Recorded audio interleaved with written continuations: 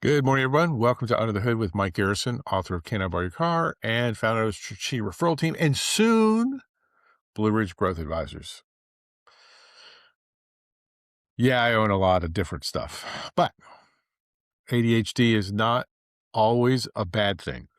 So today's a mixed bag, and just being real, today's a mixed bag. So I was planning, and I had reserved on my calendar, and I had, with a great degree of effort, the entire day to go fly fishing, and I can't. I've got this tennis elbow that popped up ever since we had the snow and ice storm, and I'm trying to chip out all that stuff. And I could go fishing and I could fish today, but I think it would then flare up and I would not be able to fish for a couple of weeks. 57, I'm trying not to be a stupid idiot. So I am not fishing today. And I mean, no kidding. I am a little down about that for sure. I'm trying to do all the tricks. I'm pivoting, but uh, that gives me an opportunity because yesterday I finished the second draft of my next book. And that means today I can go through and do a third edit. And then I'm going to be sending it off to an editor. Goal is, like, the wild ass crazy goal is to have it published, at least in Kindle format, by late April, because it would be just so cool to have some when I'm signing Can I Borrow Your Car books at the Exit Planning Institute Summit. That one's kind of crazy. I don't know. We'll see. But it probably more realistic June. And what's interesting about this book for me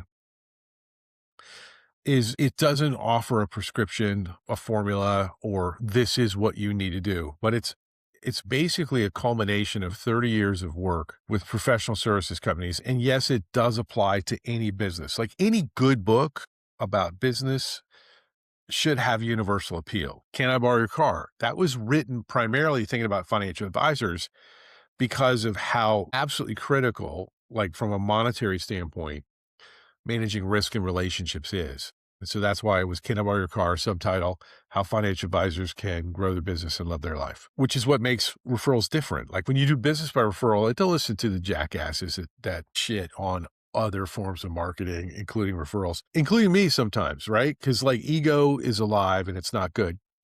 The reality is any marketing, any form of client acquisition process, which is really a better term than marketing, because marketing is a nice way to kind of back off the fact that you either acquire clients or you don't. But any client acquisition process can be done really well. Usually you need to invest in it. You need to invest time, money, and talent. And those three different resources are applied in different ways, right? So back to the book. The real thing we have, what's going on with AI, and fundamentally what I see is the real challenge, at least in the short term. Like, we can all yell about this is going out of business and this is being destroyed and everybody's going to take on it. And man, I just don't know. And I bet you don't either, right? So instead, I wrote a parable about someone that's very successful who is starting to realize that their alignment with how they get paid, not what they do, but how they get paid, is starting to become incongruent. And they are noticing that misalignment. And it's really a story about how can you start thinking about your next evolution of how you do business, even if you're absolutely killing it financially. Now, doom and gloom and all that stuff, we just don't know. But I will tell you this, there are some of you out there, hopefully, that will see this.